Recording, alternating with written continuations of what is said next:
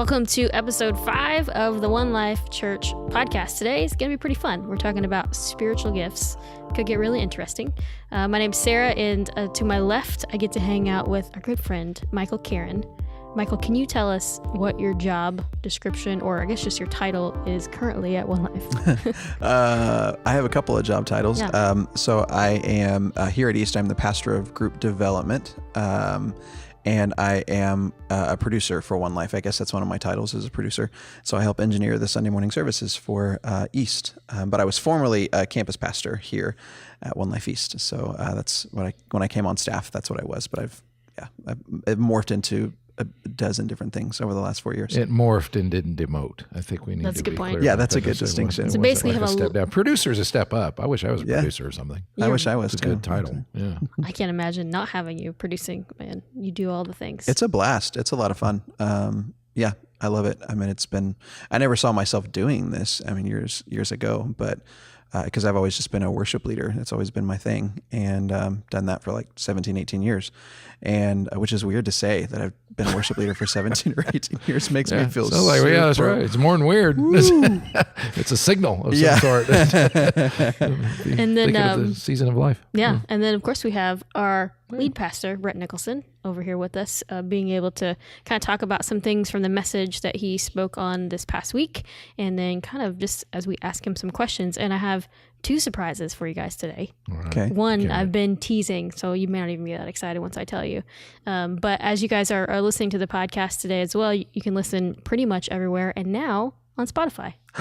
Yeah. Really? As of this morning. Oh my God. As of this morning, We're on we're on Spotify. Spotify. Yep. That's right. Listen to us on We've Spotify. reached a new level. That's Spotify. right. I'm just going to drop that at parties and things. Yeah, you can listen to me on Spotify. People assume it's music, though. I mean, I didn't even know. I honestly didn't know they did podcasts. It's fairly So new, I but know yeah. about Spotify. So I joined a podcast subreddit, if you know what Reddit is, and was just scrolling through, and someone said, hey, as of this week, you can now add your RSS feed to Spotify. It's super easy. And That's great. It took less than 24 hours. So I checked it, listened to it on the way in this morning.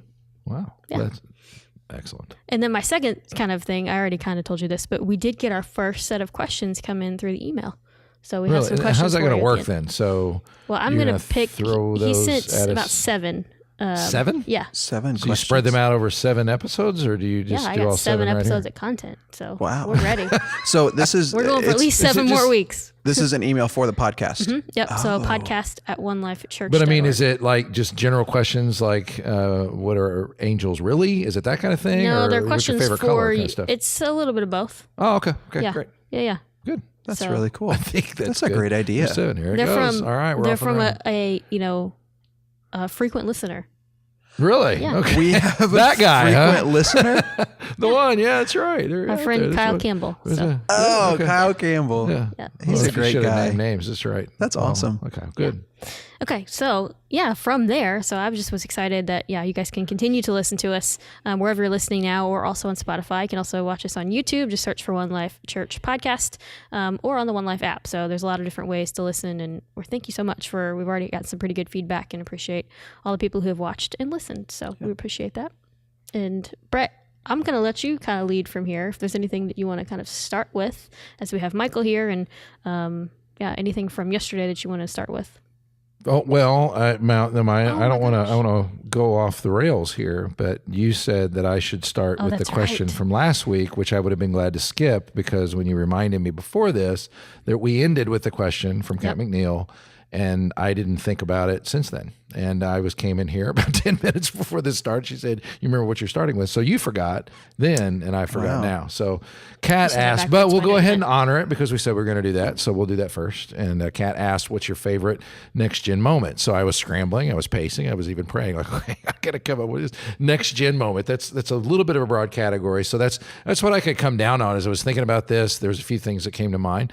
One, I do remember on a Father's Day one time, I was on one of the worship worship teams, little known fact, played bass, and our band played a prelude, and we had the son of the drummer play drums, and we had my son sing, and we just kind of honored the day that way. It was a really, really cool moment, and we got a standing O at the end of it all, which is kind of a shallow next gen moment, but it was the only standing O I ever remember, period, at One Life for anything. And I've preached like 8,000 sermons and played music, and I've never got a standing O for anything. My son and this kid got that. So that was kind of neat. Cool. But on a more serious note, I think it's more about this next generation altogether, that actually One Life started as a next generation thing because it came out of an older church. That church, I will always honor that church because it basically gave us an entire service, and that was the next generation thing. And I know, and I know maybe she was talking about kids or whatever, but these are kids that came up in high school. Some of the people I know on our worship teams I've known since they were in high school, and this church entrusted us with putting on a service, and that movement became what One Life is, and that's why we're so passionate about it. So it's hard to come down on a moment, but it's really the principle of this of itself. And the people that were older than me at that time said, "Yeah, you guys do whatever you want." They were really, really, really freedom giving. It was to the in a way that most churches are not, quite honestly. And so that's kind of my. I don't know if that's a favorite moment, but hopefully, Kat's not even listening to this podcast. I bet she is. She probably is. It was funny yesterday. I was just scrolling through Facebook, and I've been trying to find more of these positive things. That in general, that just people are posting, whether it's about One Life or just about their own personal lives in general, because there's a lot of stuff you can see, and it's not always fun to read. And someone from One Life West just posted this yesterday, and it said, quote, "God made me, he loves me, I know it's true," and said that her daughter is singing this as she's laying down for a nap after church. And it said, "Thanks, One Life West." And it was just like, oh, that's so cool. Like, here's a young, I'm pretty sure she's preschool or early elementary, and singing that before she goes to bed. And it's like, that's really cool. Like, that's a cool next gen moment of, kids hearing that and then bringing home and singing it as they're going down for a nap. But, it's cool. It is. That's excellent. Oh, now you wanted me to go ahead and lead the discussion on the gifts thing. Sure. Yeah. Okay. So here's how things are going to go. We're going to talk about the spiritual gifts. Generally speaking, as we covered them, we were in Romans chapter 12, and then about 5-10 minutes from now, we are going to shift gears. I did say in the services, we're going to talk about the gift of tongues. And the main reason we're going to do that is because any discussion I've ever had about spiritual gifts in general, it always goes that way. So why not do that? I couldn't cover it in the message because it's in a different place. And Michael did joke, and this is kind of true, he's our token tongue stalker person on our staff. So that's why I got a place at the table. It's kind of neat. I feel like a One Life unicorn right now. We'll explain that a little bit later. And you'll be able to write your questions to Michael, like, hey, what's that like? What do I do? How do I get that whole thing. So, but we'll talk about that a little bit. We'll back up just a little bit, though. And we did talk about spiritual gifts as they're listed in Romans chapter 12, which starts with prophecy and goes into serving and teaching and leadership and showing mercy and those kinds of things. And so, and then at the end, I was supposed to encourage everybody to take the spiritual gifts test. I missed that in both the services that I preached, didn't even put it in there. I mentioned it, but I didn't encourage anybody to do it. But some people did it, and Sarah, you were one of them. So you said you came down, you took the spiritual gifts test, which, how do we get to that if you did go? So actually, when you reminded me yesterday, as right before you went to teach, you asked me about it. You're like, where can they find it? And I'm like, oh, well, let's put it on the homepage of the website. So if you go to onelifechurch.org, you can find it. It's in the rotator at the very top of the page for now. It'll be there for a couple weeks. And then it's also on the One Life app under resources and resources for leaders. So you can find that there. And then you go to this page, and do you want me to give like my... I'd like to hear yours, okay, and then I want to hear Michael's. Because you took it too, right? I took it a while ago, a couple months ago. And I thought I had taken it a while back, but I couldn't find my results. So I thought I'd go ahead and take it, and it'll be a good refresher to talk about. It actually only took maybe 20 minutes. Yeah, it doesn't take long. And it shows you a percentage. I always like that when it shows you your percentage, because you know how much more of your time it's going to take. Like, that's really what you're thinking. Oh, I thought you were saying percentage for the gifts. They were like, I would like to know that, but it's like percentage of the time. Percentage of like how much you have left. 45% apostle. Yeah. Like, wow, that's great. What do you do with that? It's oddly specific. Yeah. So what's funny is I've taken similar tests like this, and I don't think I've ever gotten this, but it said that my top 3 gifts were 1, apostleship, which I was a little bit surprised by. 2 was serving, and 3 was leadership. And then my favorite thing is then it shows you all of these things through 1 through 15. And so again, my number 1 was apostleship and number 15 was faith, which I'm not sure how you can be an apostle without faith. How many did you get right on faith? It was like, I mean, does it give you like you got 2? No, like it just says a 2% average on faith? in faith. Meaning you basically have none? Yeah. Okay. I'm scared. Wait, yeah, I guess you should be a little bit. Yeah. You're kind of barely in. You know? I guess my question would be, and it is kind of cool, apostolic leadership, serving. What do you attribute that to? Do you remember what the questions were like around? What was pointing to apostleship from what you could tell? Oh, that's a good question. And I guess, sometimes I think I get in the idea of like evangelism and apostleship a little bit mixed up in what I would say in spiritual gifts tests. So I'm not even sure how I would define what that means. I mean, the idea of someone who just takes in like the idea of really what's weird is faith and knowing that it's true and just believing it and kind of in that sense, and then also sharing it. So for me, I think it was more of, I think I wouldn't have probably said this probably 2 or 3 years ago, but a lot of the questions were like, oh, you have the opportunity to share Jesus with people a lot or something like that. And I'm like, yeah, I do actually, like in a lot of different ways. And before it would have been like maybe student ministry, which is something I'm still a bit a part of, but now I think of it more as like communicating in general. And so I was answering more on that. So I don't know if I broke the test or what, but that's what it came up with. Okay. So, and then Michael, did apostleship show up in yours? Yeah. It did. So are we doing it top? Show up in mine. Okay. I mean, I guess that's fine because apostleship sounds so like, that's the number one. There's a lot of pressure with the apostleship thing, like because you got the apostle what am I supposed Paul. to do? Like, yeah, you got Paul, you got Peter, you got John, and then am I supposed to write letters to different? Yeah, that's right. Is that what you're supposed to do? So is it your number one? So my top 3. My top 3: prophecy is number 1, apostleship is number 2, and then discernment is number 3. Okay, and just chasing the apostleship thing, because we probably ought to use it as if you get that, what does it mean? Because it does sound like, okay, there were these apostles, and it sounds like I don't qualify or anything. What do you attribute that to as far as the questions go? I would say for me, because and maybe my interpretation of it might be a little bit jacked up. I have no idea. But when I hear apostleship, I really think about church planting and just sort of this whole idea that that we have. We don't want to just build great churches. We want to build great cities locally and globally, and the work that we do with Uncharted. And so for me, there is just something about sort of a centralized church or a centralized group of people that are feeding into these movements that are local or global, and just being a part of that. So I can't remember. It's been a couple months since I took it, so I can't remember the questions, but for me, like that's why, like when I hear it at the beginning, I'm just kind of like, that doesn't. What is an apostle?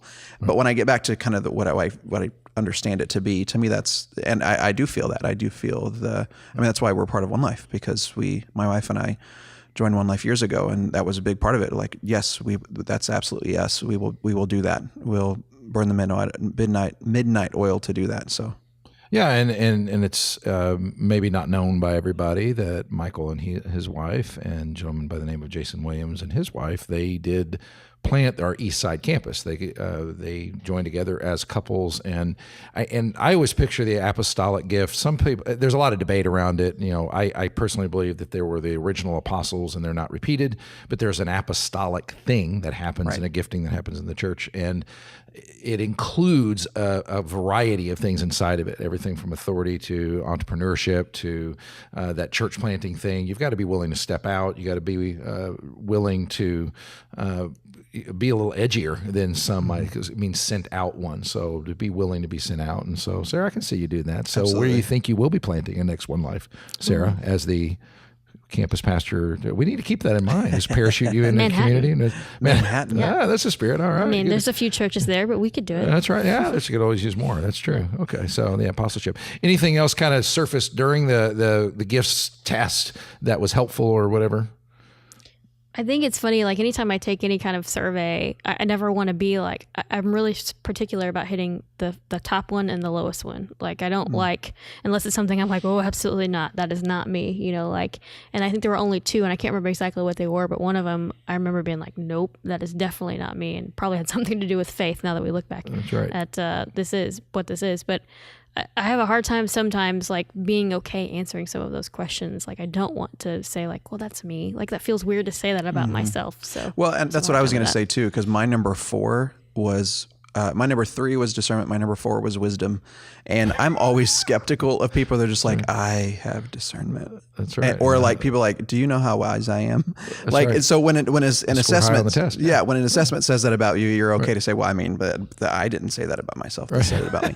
So, I think that's one thing that was just sort of like, and that owning too, that these are not things that I can brag about. These are gifts that were given to me, for the use of, to serve the church, to serve the local church. So it's weird to say those things and to kind of own like, yeah, discernment's my number 3, wisdom's my number 4, whatever.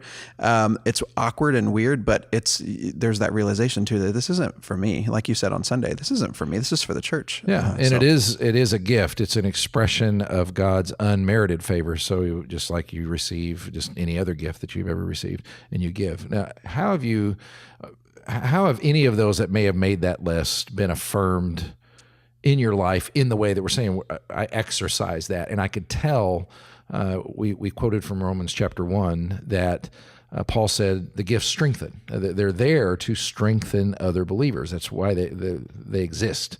And so if I give my gift, you're supposed to walk away from having experienced it feeling stronger, not weaker, increased in your faith, and not diminished in your faith.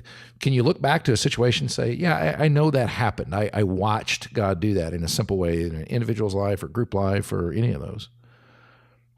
Man, I think it's one of those things. I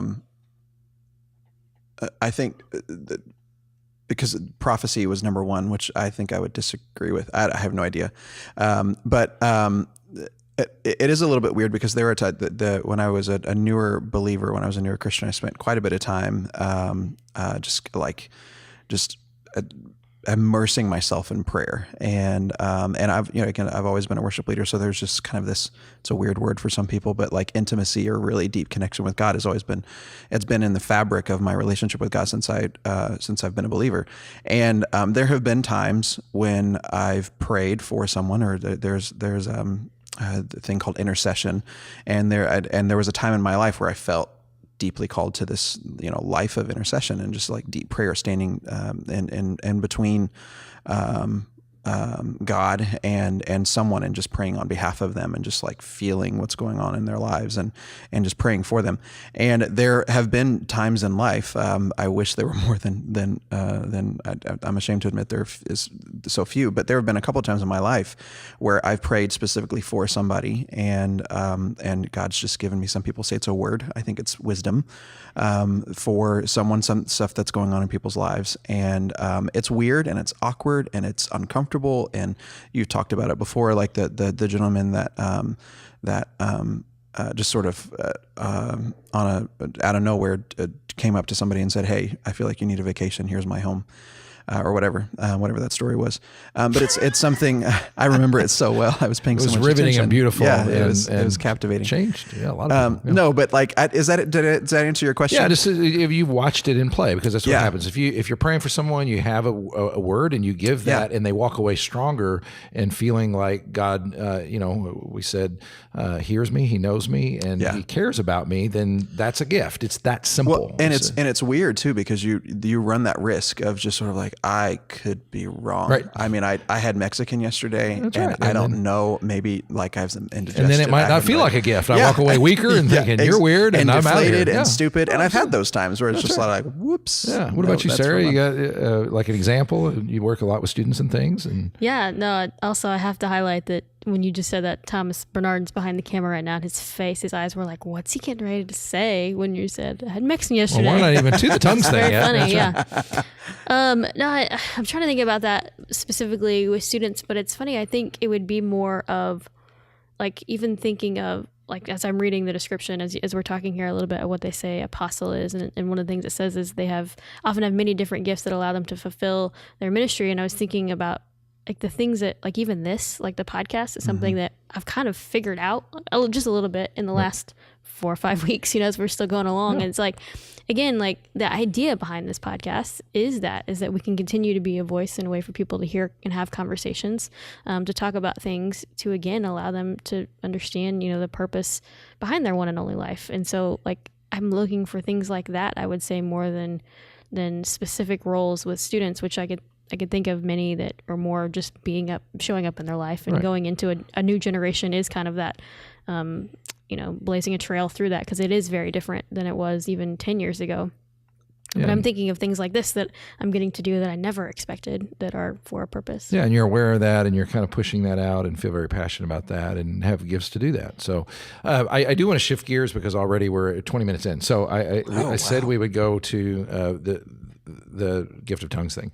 And like I said, the reason is because most people bring that up in the course of any spiritual gifts conversation. And it's also, I think it's interesting, and I think a lot of people have opinions about it. So just a little thumbnail sketch of background here.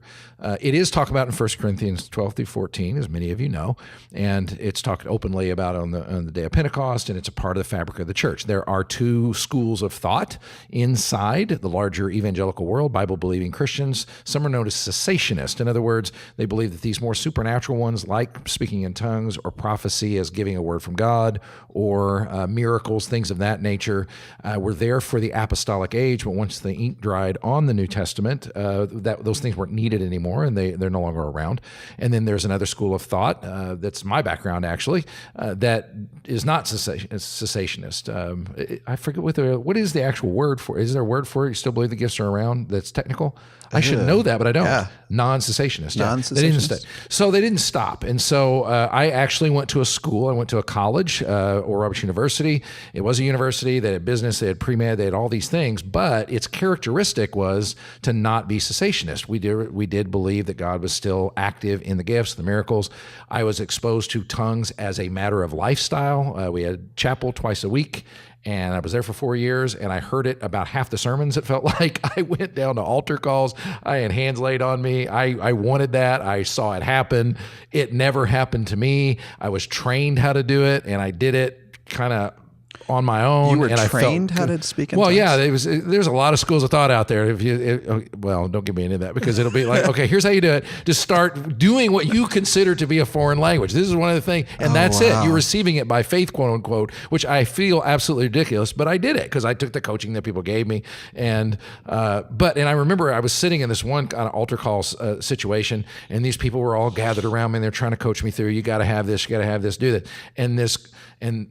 And this girl next to me, though, she obviously did have this. She was bawling her eyes out. She was speaking in this language that you could tell was not her own. And I was like, that's the stuff right there. That's what I'm talking about. You guys are trying to get me to, speak Pig Latin or whatever it is that you're wanting me to do, just to kind of get me moving along the road. So that was kind of my experience. So I went back to my room and I read 1 Corinthians 12 through 14 after nearly every chapel, because I think it's reasonable, it's in depth, it explains everything just so. But with that said, and so I just calmed down. I still believe tongues are a real thing. I am mildly jealous of the people that do that. And now, Sarah, your background is not so much that sort of thing, right? You didn't have, okay. I never. Nope. No, I want to be done now. No. Next question, please. And then Michael has a background where that was fairly commonplace. So briefly, just kind of, what was your experience with it? Where did that show up, and how did that work, and what was that like? Yeah, where did it show up for you first? Like, when did you first get exposed to it? College. I've never actually been in like a live setting where I've been around it, but I've definitely was something that people talked about a lot more in college, and people were like praying for it and wanted to do it. I'm like, what? I didn't quite get it, but yeah. But you never did go ahead and do that. You just.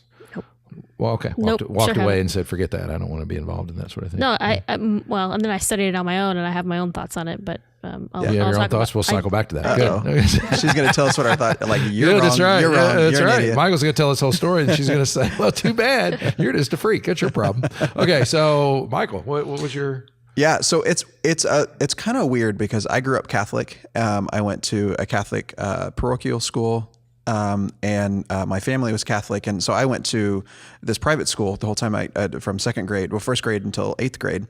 And we would have Mass I think it was every Thursday or every Friday, but then we would have Mass obviously on Saturday nights and then twice on Sunday. And there were times when I was young, when I was 4th or 5th grade, I remember one of the first times was I was in 4th or 5th grade. I had a really, really tumultuous childhood. And so there were times like, for me, God was very like, I didn't have as much as I could, I didn't have like a deep relationship with him until much later, but I always longed for that connection with God. And so there were times when the music would be going on in Mass, or there would be just times when I was just in prayer. And there would just be this weird, like, I don't even want to describe it as a feeling because that's very subjective, but there was just this pounding in my chest, and like this. It's just so weird to talk about because I've never talked about this in person, and you guys are really like looking this so is intently. it. Yeah, you're getting this. My wife and I have talked about this a little bit, but there was just it was just this weird like tension or pounding in my chest that was building up, and then like I would, this is before I even knew about tongues, so like that was looking back now, and even when it happened, I was like, what? Well, wait a minute. You skipped. You said, but yeah. What happened then? You feel the pounding in your chest, something's rising up, and then does your tongue feel like what's weird? Got a life of its own. What's weird, and this is why I always go back to that Romans passage where it talks about and we believers also groan. This is Romans 8:23. We believers also groan, even though we have the Holy Spirit within us as a foretaste of future glory. For we long for our bodies to be released from sin and suffering. We too wait with eager hope for the day when God will give us full rights as his adopted children. There are different translations in the original. You can look at the stuff that it shows there. But to me, it was just this weird, like groaning thing, which is a weird word to put to it. I wish there was a better word to put to it. But so it didn't really happen until I was like 18 or 19. And I think I started going to this church. I became a believer when I was 14, and then really, like when I got out of high school, just really dove in.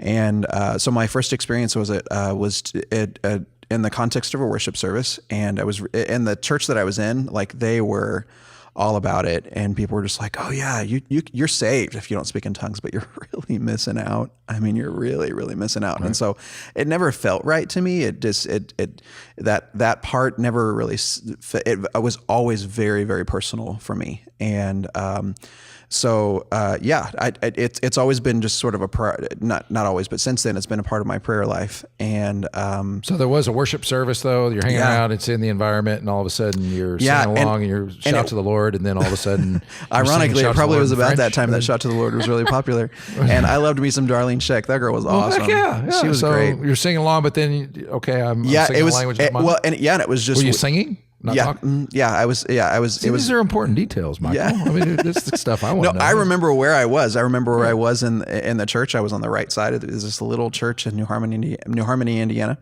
And I was in the middle of the worship service, and it was just that at that church, worship services were probably like an hour long. But didn't include the message, which were like 45, 50 minutes. So I'm super grateful for your messages that are 35 minutes or less. But they're obviously not having people speaking tongues. They're jam-packed up. Okay, so what did that do for you? I mean, did you walk away feeling better, feeling worse, feel like God loved you, or just, hey, check me out? Or what was the experience? It's probably not going to be what people want to hear. So for me, the whole speaking in tongues thing, it's not really about a feeling. It's not really about an experience for me.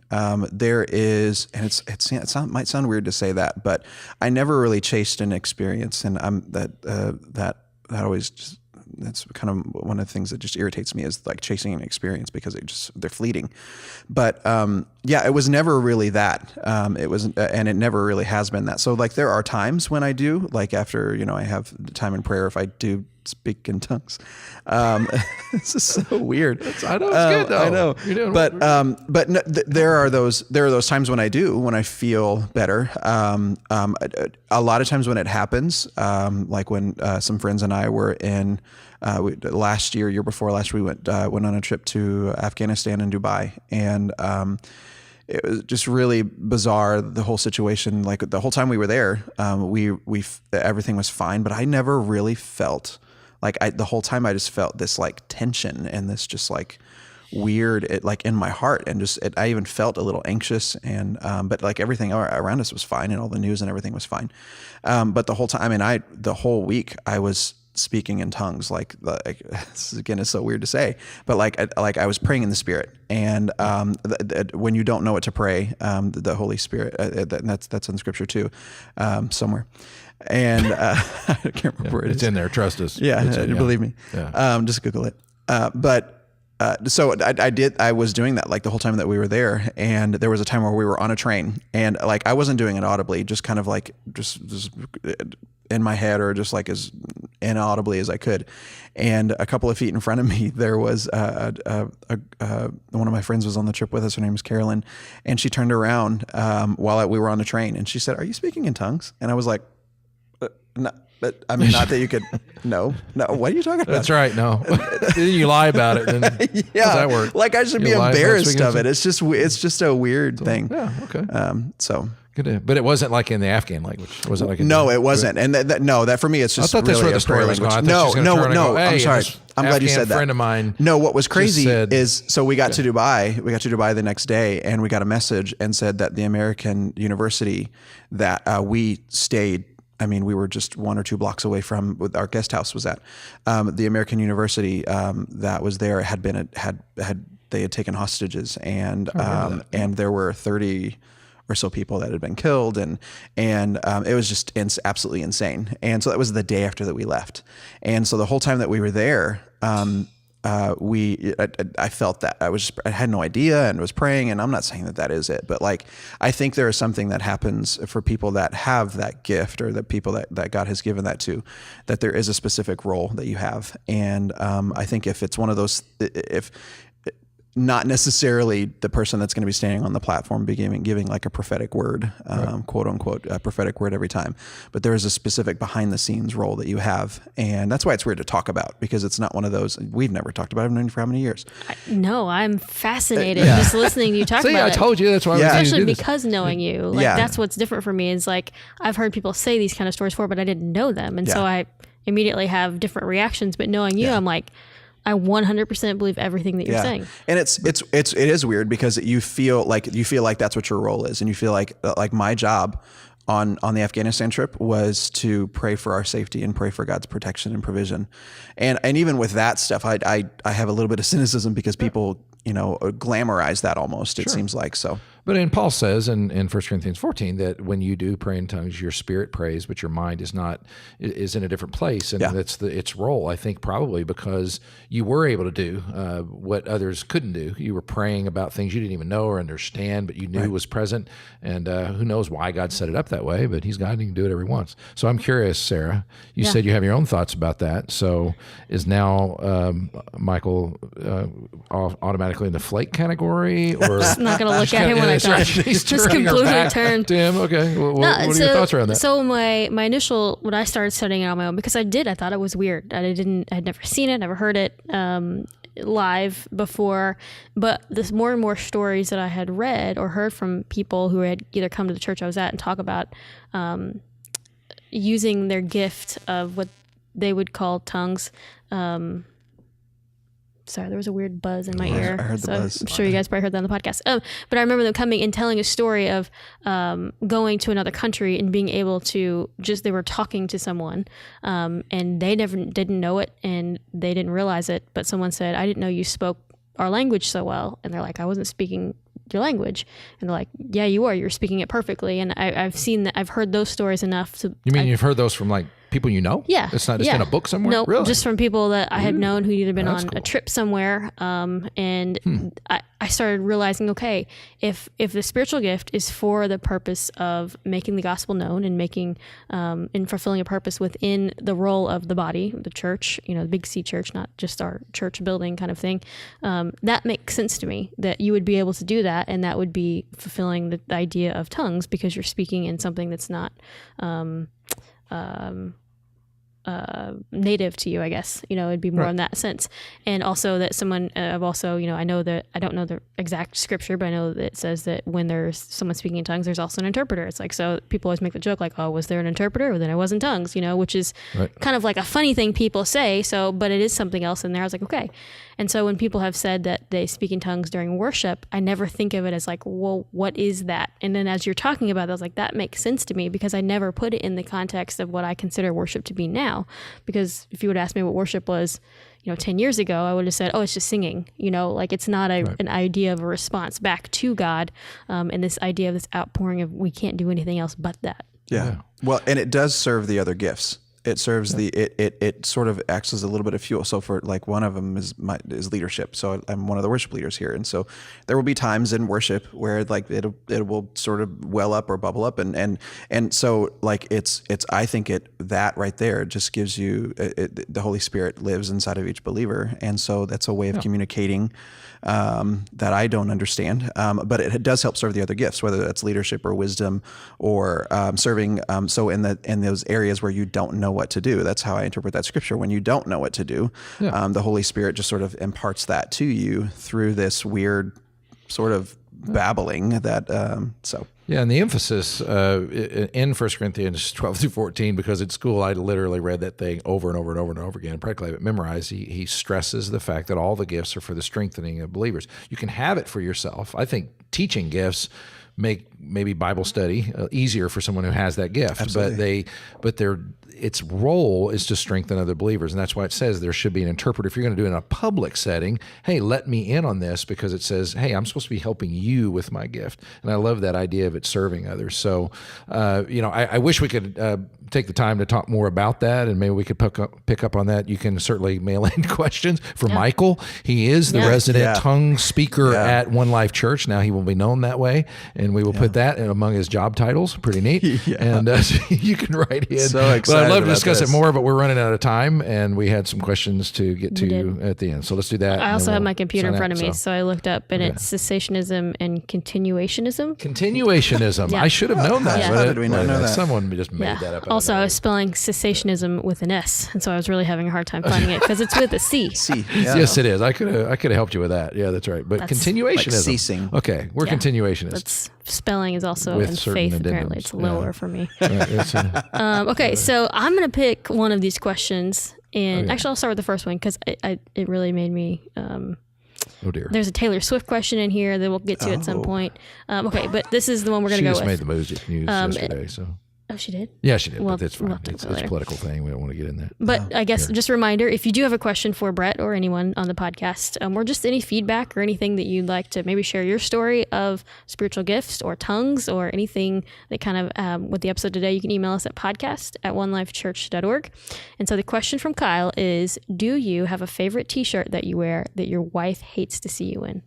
Oh, that she hates to see me in? And I did talk to Kyle yesterday at West, and he said that he had one specifically, and he kind of shared his story of where that question came from. Oh, I wish I can't think of one that she hates. I can think of one she should hate because it should hate because it doesn't fit me right because I've gained weight and it looks sloppy and terrible, and she shouldn't be proud to be seen with me. It's like super tight. Yeah, I know which one. Yeah, it is. It's my City Serve shirt, and it's got this little spot of mustard on it. And she's kind of a laundry fanatic, and she's very very passionate about making sure our clothes are clean. And I wear that when it's got this glob of something. It looks like mustard on it, and she's like, "Why do you wear that?" But I wear it all the time because I don't know why. Why didn't you just throw it away? Yeah, that's what Kyle said. His disappeared one day. So. Oh, okay. Really? Yeah. Okay. No, I don't. But I don't have one that's hated that much. I think she's, after 31 years, there's a little bit of indifference that settles in. It's like, yeah, he's going to do that, and that's him. So, Brad, okay, I bet we have some City Serve shirts around here if you want a new one. Oh, you think so? There might be some we that might. don't have mustard stain on. Yeah. Okay, I got you. Well, thank you guys so much for listening to the podcast today. Michael, thank you so much for hanging out with us. Thank you. This was fun and embarrassing and all that stuff at the same time. That's it was right. Just really fascinating. Hopefully it'll get wide audience. And yeah, I hope so. Cool. I mean, so much fun. I think it's a great conversation to keep happening. Honestly, I would love to do a part 2 of this and continue on and have a part 2 at some point in the future as we continue through talking about things like the table series and gathering around and learning what that looks like to be together in community. So if you guys have any more questions, again, you can email us at podcast@onelifechurch.org. And next week we will be talking about what? What are we talking about next week? Church discipline, because that will be in, the whole concept, Matthew 18. We're going to be going through that on Sunday and talking about the whole idea of, he says, when your brother sins against you, you go show him his fault, that whole process and how that looks. So that should have a little bit of fodder in there for interest and controversy and experience and challenge and everything else. So, Wow. Can't wait. See you guys next week.